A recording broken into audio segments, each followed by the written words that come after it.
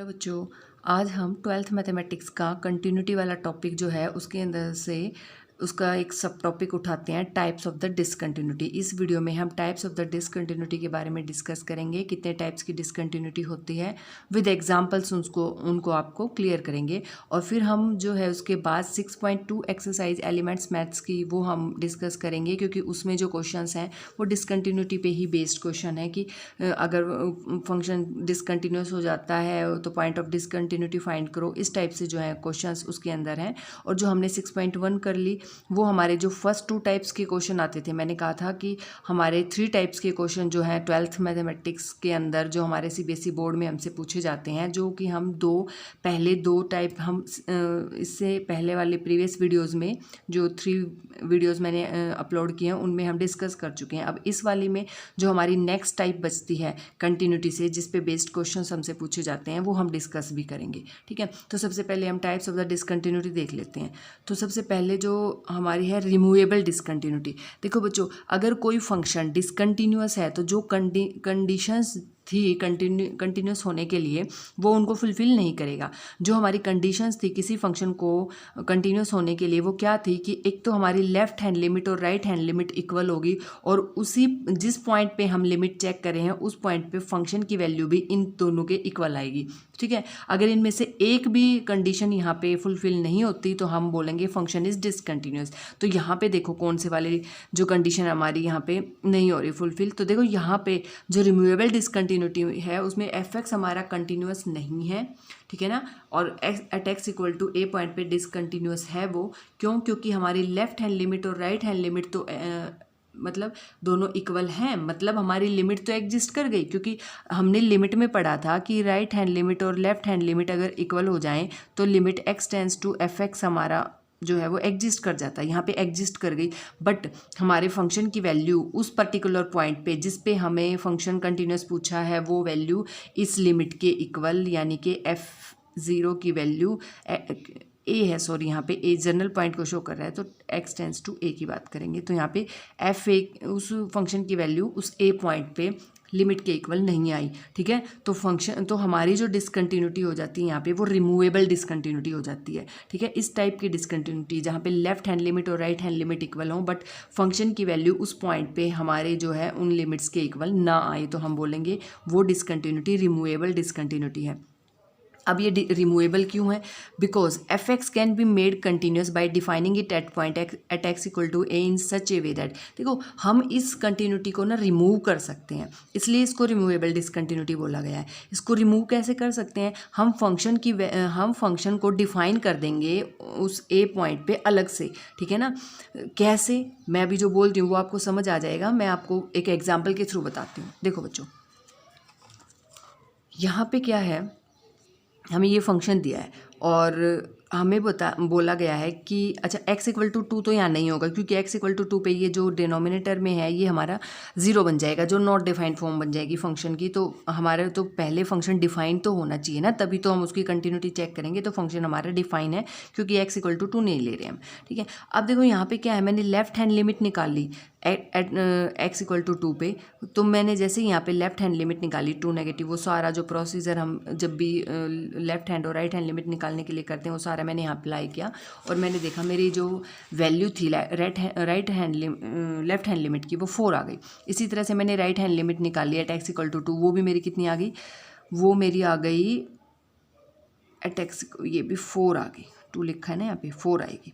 ठीक है, अब बात ये है कि लेफ्ट हैंड लिमिट और राइट हैंड लिमिट तो इक्वल हो गई, ठीक है, बट अब देखो हाँ ये इक्वल हो गई तो लिमिट एग्जिस्ट कर गई ना हमारी। अब हमें क्या चाहिए, हमारी जो तीसरी कंडीशन थी कि फंक्शन की वैल्यू इस पॉइंट पे, इस पर्टिकुलर पॉइंट पे जिस पे फंक्शन कंटिन्यूस दिखाना है वो और देख लेते हैं। तो मैंने यहाँ पे फंक्शन की वैल्यू, हमारा फंक्शन ये था कि x² - 4 x - 2, तो मैंने x की वैल्यू यहाँ पे रख दी 2, और यहाँ से मेरा 0/0 नॉट डिफाइंड फॉर्म आ गई। अब नॉट डिफाइंड फॉर्म आ गई ये तो ठीक है, तो फंक्शन तो हो ही नहीं सकता यहाँ पे कंटिन्यूस, तो क्या बोलेंगे हम इसको, ये हमारा कैसी यहाँ डिसकंटिन्यूस हो गया फंक्शन। तो अब देखो मैं फंक्शन को कैसे, मैंने यहाँ पे फंक्शन को डिफाइन कर दिया। यहाँ पे मैंने फंक्शन को ऐसे डिफाइन कर दिया कि हमारा जब x does not equal to 2 है तो फंक्शन की डेफिनेशन ये है, और x इक्वल टू जहाँ पे हमारा फंक्शन नॉट डिफाइन बन रहा था मैंने ये बोल दिया कि x इक्वल टू 2 पे फंक्शन ना 4 हो जाएगा। अब देखो मैंने फंक्शन की वैल्यू, मैंने उसको एक फंक्शन को डिफाइन कर दिया यहाँ पे 2 डेफिनेशन में, मतलब फंक्शन को ब्रेक कर दिया। पहले हमें सिर्फ ये दी थी, अब मैंने क्या करा, जिस पॉइंट पे कंटिन्यूस नहीं आ रहा था, यानी कि 2 पॉइंट पे कंटिन्यूस नहीं आ रहा था फंक्शन की वैल्यू 2 पे 4 नहीं आ रही थी, तो मैंने ये डिफाइन कर दिया कि ठीक है भाई x इक्वल टू 2 पे आप वैल्यू 4 ले लो। अब देखो अब आप लेफ्ट हैंड लिमिट निकालोगे, राइट हैंड लिमिट निकालोगे, और जब आप उस जब फंक्शन की वैल्यू 2 पुट करोगे तो उसके लिए हमें ये दिया हुआ है कि जब आप x इक्वल टू 2 लो तो हमारी जो वैल्यू है वो 4 हो जाएगी। अब इस केस में क्या होगा, फंक्शन हमारा कंटिन्यूस हो गया। ठीक है, तो इस तरह से हम रीडिफाइन कर सकते हैं फंक्शन को, और उसको क्या कर सकते हैं, उसकी डिसकंटिन्यूटी को रिमूव कर सकते हैं। ठीक है, तो उसको क्या बोलेंगे हम, रिमूवेबल डिसकंटिन्यूटी। ठीक, और ये किस टाइप की, जैसे इसमें क्या हुआ, देखो ये वाला ग्राफ बताती हूँ मैं। अब ये तो थी जैसे यहाँ पे तो नॉट डिफाइंड फॉर्म बनी थी। अब देखो ये वाला एक ग्राफ है, इसके थ्रू भी थोड़ा सा आपको क्लियर कर देती हूँ। मान लो कोई भी हमारे फंक्शन था, मैंने उसका ग्राफ ड्रॉ किया। ठीक है, मैंने देखा कि मेरे x इक्वल टू 2 पे ही ले लेते हैं, x इक्वल टू 2 पे फंक्शन की वैल्यू ना 4, यहाँ पे लेफ्ट हैंड लिमिट जो है और राइट हैंड लिमिट दोनों ही इसको अप्रोच कर रहे हैं, मतलब 4 को अप्रोच कर रहे हैं। यहाँ पे ये वाला जो पॉइंट है ये हमारा y एक्सिस पे क्या है 4, क्योंकि fx क्या होता है, इक्वल टू y तो होता है बच्चों। तो यहाँ पे हमारे 4 को अप्रोच कर रहे हैं, लेफ्ट हैंड लिमिट भी और राइट हैंड लिमिट भी की जो लिमिटिंग वैल्यू है वो 4 को अप्रोच कर रहे हैं। उसकी लिमिटिंग वैल्यू कितनी है, 4 आएगी। बट जैसे ही मैंने उस फंक्शन की वैल्यू 2 रखी, मतलब मैंने x की वैल्यू 2 रखी, ये उसका ग्राफ नहीं है, ये मैं वैसे कोई ग्राफ जो है आपको बता रही हूँ कि अगर मान लो फंक्शन है और कोई fx मैंने यहाँ पे आपको दिया है फंक्शन, और उसकी जो लेफ्ट हैंड लिमिट और राइट हैंड लिमिट दोनों ही 4 को अप्रोच कर रही हैं, लेकिन उस जो हम 2 पे चेक कर रहे हैं तो 2 पे उसकी वैल्यू ये ना हो करके ये हो जाती है 2 पे, यानी कि f2 इक्वल टू 2 हो जाती है। समझ आई बात, f2 इक्वल टू 2 हो जाती है। तो यहाँ पे देखो, तो ये हमारा फंक्शन क्या कंटिन्यूस हुआ, ये भी डिसकंटिन्यूस है। अब मैं इस f2 को अगर मैं 4 रख दूँ यहाँ पे, है ना, f2 को मैं 4 रख दूँ तो यहाँ पे क्या हो जाएगा, ये पॉइंट ना हो करके इस पॉइंट को मैं यहाँ ले आऊँगी तो हमारा फंक्शन कैसा हो जाएगा, कंटिन्यूस हो जाएगा। मैं यहाँ पे आपको ये बताना चाह रही हूँ कि रिमूवेबल डिसकंटिन्यूटी भी 2 टाइप की होती हैं। एक तो हमें फंक्शन, जैसे ये वाला जो था हमारा फंक्शन, ये वाला फंक्शन तो 2 पे डिफाइंड ही नहीं था, मतलब यहाँ पे हमारी लेफ्ट हैंड लिमिट और राइट हैंड लिमिट 4 को अप्रोच कर रही थी, बट इस वाले पॉइंट पे फंक्शन की वैल्यू डिफाइन है ही नहीं, क्योंकि इस वाले पॉइंट पे फंक्शन हमारा नॉट डिफाइंड आ रहा है। ठीक है, लेकिन तो यहाँ पे क्या है, इस वाले जो रिमूवेबल डिसकंटिन्यूटी को हम कई बार जैसे क्वेश्चन पूछ लेते हैं, रिमूवेबल डिसकंटिन्यूटी में भी पूछ लेंगे कि जो मिसिंग पॉइंट रिमूवेबल डिसकंटिन्यूटी कौन सी होती है। मिसिंग पॉइंट मतलब यहाँ पे हमें पॉइंट दिया ही नहीं है, पॉइंट है ही नहीं, क्योंकि वो तो नॉट डिफाइंड है ना, 2 पे तो फंक्शन की वैल्यू नॉट डिफाइंड है, तो यहाँ पे हमें तो पॉइंट मिला ही नहीं कि भाई f2 की कुछ वैल्यू आए, है ना, f2 की कुछ वैल्यू आए, हमारे पास तो ऐसा है ही नहीं। ठीक है, वो तो नॉट डिफाइंड फॉर्म बन रही है, तो यहाँ पे पॉइंट है ही नहीं हमारा, यानी कि 2 पे फंक्शन डिफाइंड ही नहीं है। ठीक है, तो वो मिसिंग पॉइंट हो जाएगा कि पॉइंट 2 पे तो है ही नहीं। अब देखो ये वाला जो है, इसमें ये है कि आपने f2 पुट करा तो वैल्यू आपको 2 मिल रही है। जब आपने फंक्शन में 2 पुट करा, ठीक है, x की वैल्यू 2 पुट करी तो आपको क्या मिल रहा है, आपको जैसे ही तो आपको 2 मिल रहा है, इसका मतलब पॉइंट तो है भाई। बट क्या है कि हमारी लेफ्ट हैंड लिमिट और राइट हैंड लिमिट वो तो हमारी 4 आ रही है। ठीक है, लेकिन हमने f2 निकाला, वो हमारा 2 आ रहा है। देखो वहाँ पे आ रहा था नॉट डिफाइंड, ठीक है ना, तो यहाँ पे इसको क्या करेंगे, ये अलग तो रिमूवेबल डिसकंटिन्यूटी भी 2 तरह की हो जाएंगी, है ना, कि एक तो हमें पॉइंट दिया ही ना हो, है मतलब नॉट डिफाइंड हो, और एक पॉइंट हो लेकिन उसकी वैल्यू, यहाँ भी तो left hand limit does not equal to क्या है आपका f2, है ना, यहाँ भी क्या है आपका f2। ठीक, तो यहाँ पे देखो ये पॉइंट अगर मैं इस 2 से हटा करके इसको 4 पे रीडिफाइन कर दूँ फंक्शन को, तो ये क्या हो जाएगा, मैं उठा के यानी कि मैं ये बोल दूँ नहीं भाई f2 इक्वल टू 4, जब आपके x की वैल्यू 2 होगी तो आपको फंक्शन की वैल्यू 4 लेनी है, इसको भी तो रीडिफाइन कर सकते हैं। ठीक है, तो यहाँ पे जो है रिमूवेबल डिसकंटिन्यूटी भी 2 टाइप की हो जाएंगी, बट ये इतना डीपली आपसे कोई नहीं पूछेगा, बस आपको ये पता होना चाहिए कि रिमूवेबल डिसकंटिन्यूटी कौन सी होती है। रिमूवेबल डिसकंटिन्यूटी वो डिसकंटिन्यूटी होती है कि हमारी लेफ्ट हैंड लिमिट और राइट हैंड हैंड लिमिट तो इक्वल आ जाएंगी। अब आपको ये सारी चीज़ें समझ आ जाएंगी, बट आपके फंक्शन की वैल्यू उस पॉइंट पे जो है equal to left hand limit और राइट हैंड लिमिट के इक्वल नहीं आएगी। तो आप क्या करोगे, आप इस फंक्शन को उस पॉइंट पे रीडिफाइन कर दोगे। रीडिफाइन मतलब आप जैसे मैंने ये करा कि यहाँ पे जब x does not equal to 2 है तो फंक्शन ये ले लेंगे, और x इक्वल टू 2 पे हमारा जहाँ फंक्शन डिफाइन नहीं हो रहा तो हमने सीधा क्या कर देंगे कि x इक्वल टू 2 पे 4 ले लो। तो आप क्या कहोगे, हाँ अब फंक्शन जो है हमारा कंटिन्यूस हो जाएगा, ठीक है ना, एट x इक्वल टू 2। तो इस तरह से हम उस डिसकंटिन्यूटी को रिमूव कर सकते हैं बाय रीडिफाइनिंग द फंक्शन। तो इसको क्या बोलेंगे हम, रिमूवेबल डिसकंटिन्यूटी। नेक्स्ट जो है हमारी नॉन रिमूवेबल डिसकंटिन्यूटी। अब नॉन रिमूवेबल जो डिसकंटिन्यूटी है वो भी जो है कई टाइप्स की होती है, ठीक है, और जो बाकी भी रिमूवेबल डिसकंटिन्यूटी मैंने बता दी कौन सी होती है। उसके अलावा जितनी भी डिसकंटिन्यूटी होंगी वो सारी नॉन रिमूवेबल ही होंगी, और उनमें से हम देखते हैं कौन कौन सी। एक जो फर्स्ट है हमारी फाइनाइट टाइप, ठीक है, जैसे कई बुक में जैसे आर डी शर्मा वगैरह में भी इसको फाइनाइट टाइप का ना दे करके इसको ना फर्स्ट काइंड की कंटिन्यूटी बोल देते हैं, ठीक है ना। उस बुक में इसको डिसकंटिन्यूटी ऑफ फर्स्ट काइंड बोला हुआ है, और ये हम यहाँ पे इसको फाइनाइट टाइप। तो इसकी एक ही डिसकंटिन्यूटी है, उसके अलग अलग नाम है, कहीं फाइनाइट टाइप मिलेगा, कहीं डिसकंटिन्यूटी ऑफ फर्स्ट काइंड, और कई जगह तो आपको जंप कंटिन्यूटी भी मिलेगा, ठीक है ना, जंप वाली डिसकंटिन्यूटी और discontinuity of first kind, discontinuity of jump और फाइनाइट टाइप, ये सारे एक ही के नाम है, ठीक है। तो यहाँ पे क्या है, in this type of discontinuity both the left and right hand limit exist but are unequal. अब देखो हमारी जो है एग्जिस्ट तो करेंगी, एग्जिस्ट करने का मतलब है ऐसा नहीं है कि ये नॉट डिफाइंड बनेगी, नॉट डिफाइंड फॉर्म नहीं बन रही। लेफ्ट हैंड लिमिट की भी कुछ वैल्यू आएगी, राइट हैंड लिमिट की भी कुछ वैल्यू आएगी। मान लो लेफ्ट हैंड लिमिट आ जाए आपका 2, है ना, और राइट हैंड लिमिट आ जाए इसका आपका 4, तो भी फंक्शन क्या होगा, डिसकंटिन्यूस होगा, क्योंकि दोनों इक्वल नहीं है ना। तो भाई एग्जिस्ट तो करेगी, कुछ ना कुछ वैल्यू तो होगी लेफ्ट की भी और राइट की भी, बट वो दोनों क्या होंगी, इक्वल नहीं होंगी। तो ऐसी जो है डिसकंटिन्यूटी होगी वो कौन सी होगी, हमारी फाइनाइट टाइप की, ठीक है, वो हमारी फाइनाइट टाइप की डिसकंटिन्यूटी होगी। और इसमें ये मैंने यहाँ पे एक ग्राफ के थ्रू भी बताया, जैसे मान लो मुझे कोई फंक्शन दिया और ए पॉइंट पे क्या हुआ कि यहाँ पे ना जो आपकी लेफ्ट हैंड लिमिट है वो y1 को अप्रोच कर रही है। देखो यहाँ पे आप x दे रहे हो इसको, यहाँ पे आप x की वैल्यू दे रहे हो इसको, तो ये फंक्शन जो है, अब देखो ये वाली जो लेफ्ट हैंड लिमिट है वो इस पॉइंट को अप्रोच कर रही है ना, उसकी लेफ्ट हैंड लिमिट की लिमिटिंग वैल्यू ये है, ठीक है। अब राइट यानी कि y1 है ना, कौन सी है, y1 पॉइंट। और जब राइट हैंड लिमिट वाली राइट हैंड लिमिट जो है, जब आप राइट हैंड लिमिट निकालोगे, ठीक है ना, यानी कि आप ये वाली जब निकालोगे तो इसकी वैल्यू जो है वो क्या आएगी, वो इस पॉइंट को अप्रोच कर रही है, तो वो क्या आ जाएगी आपका y2। तो वहाँ पे उसकी वैल्यू क्या आ रही है, y2, y1 y2 कुछ भी हो सकते हैं ना। यहाँ पे y, क्योंकि मैंने y1 y2 इसलिए लिखा है कि इसका जो y एक्सिस पे हैं ये, तो मान लो 1 हो जाए, 2 हो जाए, कोई भी कांस्टेंट वैल्यू होगी यहाँ पे। तो यहाँ पे जैसे अभी मैंने बोला ये 2 हो जाए, है ना, ये 2 हो जाए, और यहाँ पे ये 4 हो जाए, तो देखो यहाँ पे इसकी वैल्यू तो ये 2 को अप्रोच कर रही है, लेफ्ट हैंड लिमिट तो आपकी है, और राइट हैंड लिमिट आपकी 4 को अप्रोच कर रही है, तो दोनों क्या होंगी, गलत होंगे ना, इक्वल तो है नहीं। तो इसलिए क्या हो जाएगा, ये भी डिसकंटिन्यूस हो जाएगा, बट ये फाइनाइट टाइप की डिसकंटिन्यूटी होगी, ओके। और इसी को हम जंप कंटिन्यूटी भी बोलते हैं, क्योंकि मैंने देखा है कि जो ये एग्ज़ाम होते हैं आपके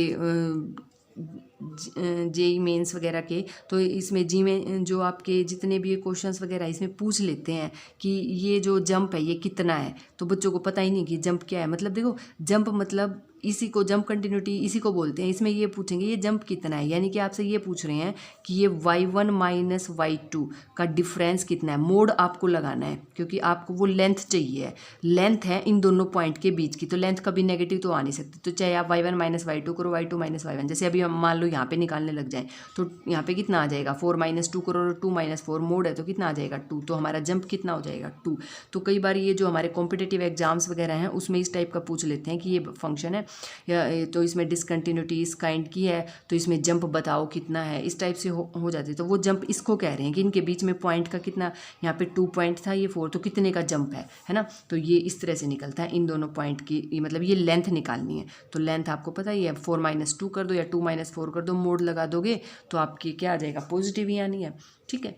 ये हमारे सीबीएसई सिलेबस में तो नहीं है बच्चों, हमारे इस सीबीएसई सिलेबस में ऐसे क्वेश्चन नहीं पूछे जाते, बट ये मैंने थोड़ा आपकी नॉलेज के लिए मैं इनको बता रही हूँ। सीबीएसई में तो हमसे सीधा क्वेश्चन दिए जाएंगे और पूछा जाएगा कि ये कॉन्टीन्यूअस है या नहीं है। कॉन्टीन्यूअस है तो मतलब वो दिखाना है आपको, और अगर आपका डिसकंटिन्यूअस है तो पॉइंट ऑफ द डिसकंटिन्यूटी बता दो। इससे ज़्यादा तो आपसे कोई क्वेश्चन नहीं पूछेंगे। अब है इनफाइनाइट टाइप की डिसकंटिन्यूटी। अब देखो नाम से ही पता चल रहा है, अभी फाइनाइट पढ़ के आए थे क्योंकि हमारी लेफ्ट हैंड लिमिट और राइट हैंड लिमिट दोनों फाइनाइट आ रही थी, तो वो फाइनाइट टाइप की डिसकंटिन्यूटी थी। अब है infinite type. The discontinuity is said to be infinite type if at least one of the two limit is infinity. अब कि आप लेफ्ट हैंड लिमिट निकाल रहे हो, राइट हैंड लिमिट निकाल रहे हो, एटलीस्ट का मतलब है कम से कम, और ज़्यादा भी हो सकती हैं। एटलीस्ट का मतलब यही होता है ना कि कम से कम एक तो इनफाइनाइट होने को तो दोनों भी हो सकती हैं, है ना। तो यहाँ पे आपकी अगर एक भी लेफ़्ट या राइट कोई सी एक भी अगर इनफाइनाइट हो गई, इनफाइनाइट मतलब जैसे अभी मैंने ये दिया है फंक्शन वो दिखाने के लिए ही आपको कि मान लो ये आपका एफ एक्स है, ठीक है, एट एक्स इक्वल टू 1 आप चेक कर रहे हो, तो आपने लेफ्ट हैंड लिमिट निकाली, ठीक है, आपने पुट करा, यहाँ पे सारा प्रोसीजर लगाया जैसे आप निकालते हो, और आपने देखा कि एच माइनस जब आप एच टेंस टू 0 कराओगे इन्फिनिटी आया कि नहीं आया, इनफाइनाइट आ गई ना।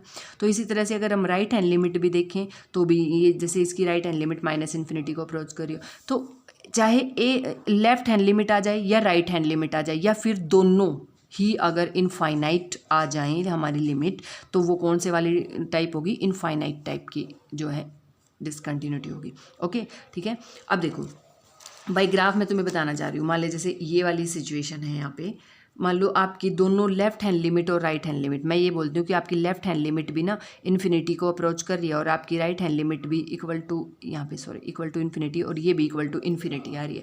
तो ये वाले ग्राफ की सिचुएशन बनेगी, ये देखो ये दोनों के दोनों आप यहाँ पे देखो एट एक्स इक्वल टू, हमें बोला था कि ये एफ एक्स है ना, इसकी लिमिट एफ एक्स फंक्शन की at x equal to a point पे जब हमने चेक करी तो क्या करा हमने, लेफ्ट हैंड लिमिट और राइट हैंड, ये हमारी लेफ्ट हैंड लिमिट थी और ये हमारी राइट हैंड लिमिट है, ये दोनों ही क्या कर रही हैं ए पॉइंट पे जब मैंने देखा तो कहाँ पे इन्फिनिटी को क्या कर रही है, ये अप्रोच कर रही है। इनकी वैल्यू क्या आ जाएगी, इनफाइनाइट आएगी, इनकी वैल्यू इन्फिनिटी आएगी। तो एट एक्स इक्वल टू ए पे ये क्या है, इनफाइनाइट वैल्यू दे रही हैं। तो ये कौन से क्या हो जाएगा, दोनों तरफ जब लेफ्ट भी और राइट भी दोनों पॉजिटिव इन्फिनिटी को अप्रोच कर रहे हैं, ठीक है। अब नेक्स्ट इसमें भी केस हैं, इनफाइनाइट के भी केस हैं। अब जैसे मैंने इसके अंदर ये दिया है, ये वाला केस देखो, इसमें क्या है हमारी जो लेफ्ट हैंड लिमिट है, यहाँ पे देखो जो लेफ्ट हैंड लिमिट है ना हमारी, वो उसकी वैल्यू क्या आ रही है, उसकी वैल्यू आ रही है पॉजिटिव इन्फिनिटी। देखो यहाँ पे y की पॉजिटिव इन्फिनिटी, और हमारी जो राइट हैंड लिमिट है वो कैसी आ रही है, माइनस इन्फिनिटी। उसकी वैल्यू कितनी आ रही है, देखो जो हमारी राइट हैंड थी वो किसकी, वो y एक्सिस के किस तरफ जा रही है, हमारे ए पॉइंट पे। बच्चों ये ए पॉइंट पे आपका function at x equal to a point पे जब हमने चेक किया तो उसकी लेफ्ट हैंड लिमिट तो की वैल्यू तो प्लस इन्फिनिटी आ रही है और उसकी right hand limit minus infinity आ रही है, ठीक है ना। तो यहाँ पे ये वाली सिचुएशन बनेगी। अगर एक और सिचुएशन भी बन सकती है कि दोनों के दोनों नेगेटिव को, आपकी लेफ्ट हैंड लिमिट भी और आपकी राइट हैंड लिमिट दोनों ही जो है नेगेटिव इन्फिनिटी जो है वैल्यू दे रही हैं। तो हमारा ये सारे इनफाइनाइट टाइप की डिसकंटिन्यूटी के ही केस हैं। ये सारे कैसे कि देखो ए पॉइंट पे ये इनफाइनाइट नेगेटिव इनफाइनाइट को क्या कर रहे हैं, अप्रोच कर रहे हैं, तो उनकी वैल्यू क्या हो जाएगी, नेगेटिव इन्फिनिटी, ठीक है। तो ये हमारी इनफाइनाइट टाइप की डिसकंटिन्यूटी होगी। ओके इसके बाद है बच्चों नेक्स्ट जो हमारी है वो है ऑसिलेटरी डिसकंटिन्यूटी। ऑसिलेटरी डिसकंटिन्यूटी कैसी होगी, देखो the discontinuity is said to be oscillatory when the limit oscillate between two finite quantities। मतलब आपकी जो ऐसी डिसकंटिन्यूटी जिसमें लिमिट ना ऑसिलेट करेगी। ऑसिलेट का मतलब तो आप जानते ही सारे फिजिक्स के जो नहीं है उनको भी पता है ऑसिलेट का मतलब, है ना। तो ऑसिलेट मतलब मतलब एक बीच में मान लो कोई दो पॉइंट है, मान लो ए और बी, इनके बीच में ही क्या करती रहेगी, वो ऑसिलेट करती रहेगी, यानी कि इसके अलावा इससे बाहर नहीं जाएगी। ए से बी तक की ही वैल्यूज उसमें, कभी ए आ गया कभी ए आ गया, इनके बीच में कोई भी A1 A2 कभी ये आ जाए कभी ये आ जाए कभी, मतलब इनके बीच में ही वैल्यूज़ जो है उसकी ऑसिलेट करती रहेंगी, ठीक है। अब देखो इसमें क्या होगा, अब देखो मान लो जो हमारे जो ज़्यादातर जो साइन और कोसाइन वाले फंक्शंस होते हैं ना उसमें होते हैं, क्योंकि उनकी जो वैल्यूज़ होती है आपको सबको पता है, साइन की मैक्सिमम और कोसाइन की भी मैक्सिमम और मिनिमम वैल्यू -1 से 1 के बीच में लाई करती है, उनसे बाहर नहीं जाती, ठीक है। तो ये ज़्यादातर पीरियोडिक जो फंक्शंस होते हैं ना, जैसे साइन भी कोसाइन दोनों ही पीरियोडिक फंक्शंस हैं, उनमें ज़्यादातर ज़्यादातर ये वाली डिसकंटिन्यूटी मिलती है। तो यहाँ पे देखते हैं हम, मैंने यहाँ पे एग्जांपल भी दिया है। मान लो f(x) मेरा cos 1/x और sin भी मेरा 1/x हो, इनमें से किसी की भी हम अगर चेक करेंगे कंटिन्यूटी एट x = 0, तो देखो कैसे क्या होगा। तो इनकी जो लिमिट है ना वो तो हमें पता है -1 और 1 के बीच में लाई करती है। जैसे फॉर एग्जाम्पल मैंने साइन के लिए करके दिखाया है 1/x, left hand limit at x = 0 जब मैंने निकाली, तो यहाँ पे मैंने सारा limit x tends to 0 negative और h को टेंड करवाया 0 को, वही जो लिमिट वाला अपना प्रोसीजर है वो यहाँ पे फॉलो किया। आप देखो यहाँ पे जब मैंने h को 0 को टेंड कराया, लास्ट में जाके जब मेरी ये वैल्यू आई तो यहाँ पे 1/0 यानी कि इनफाइनाइट आ गई। बट अब ये वाली जो है हमें इनफाइनाइट वैल्यू दे रहा है। अब आप एक बात बताओ, साइन की वैल्यू इनफाइनाइट तो कभी होती ही नहीं है, साइन की वैल्यू -1 और 1 के बीच में करेगी, तो यहाँ पे आप इनफाइनाइट नहीं लिखोगे। ऐसे सिचुएशन में आप क्या लिखोगे कि जैसे ही आपने h टेंड्स टू 0 करा यहाँ पे, तो आपके पास क्या आ गया, आपके पास आ गया यहाँ पे वैल्यू oscillate बिटवीन -1 and 1, कि यहाँ पे कोई वैल्यू ऑसिलेट करेगी -1 और 1 के बीच में, इनफाइनाइट नहीं होगा। ठीक है ना। तो यहाँ पे जो है इस टाइप के उसमें आप इसको इन्फिनिटी नहीं लिख सकते, क्योंकि कभी भी इन्फिनिटी देगा ही नहीं साइन। आप h की वैल्यू कुछ भी रखो, आपको पता है साइन की वैल्यू आप चाहे कुछ भी रखो, है ना, आप साइन और उसके एंगल को कुछ भी वैल्यू दो, ठीक है ना, बट वो कभी -1 और 1 से बाहर वैल्यू नहीं दे सकता, उसी के बीच में उसकी वैल्यूज जो है ऑसिलेट करेंगी। तो इस टाइप की जो डिसकंटिन्यूटी है बच्चों, वो ऑसिलेटरी डिसकंटिन्यूटी है होती है। इस वाला तो क्वेश्चन भी मैं एक डिस्कस करूंगी, हमारे उसमें है बुक के अंदर भी एक क्वेश्चन, वो मैं डिस्कस करूंगी यहाँ पे कि हाँ, तो बच्चे क्या होता है कि कन्फ्यूज हो जाते हैं उस क्वेश्चन में। मैंने देखा है कई बच्चे मेरे पास लेके आए, मैडम देखो हमने क्वेश्चन तो ठीक करा था, आपने कहा था मेथड बिल्कुल ठीक अप्लाई करना है, क्वेश्चन अपने आप ठीक हो जाएगा। यहाँ पे मैंने वही हमने ना मेथड ठीक करा, इन्फिनिटी आ रहा है, बट आप ये तो फिर हुआ ही नहीं कंटिन्यूअस, तो आप तो कह रहे हो कंटिन्यूअस है। ऐसा क्वेश्चन है, एक दिखाऊंगी मैं आपको। तो उसमें क्या था, ये वाली चीज़ लगनी है। तो यहाँ पे ऐसी सिचुएशन जब आएगी तो वहाँ पे ऑसिलेटरी डिसकंटिन्यूटी होगी, और हम वहाँ पे इनफाइनाइट ना लिख करके ये कहेंगे वैल्यू ऑसिलेट बिटवीन -1 and 1। ठीक है। अभी जो मैं एक नेक्स्ट वीडियो और डाल रही हूँ उसके अंदर हम उन क्वेश्चंस को डिस्कस कर लेते हैं।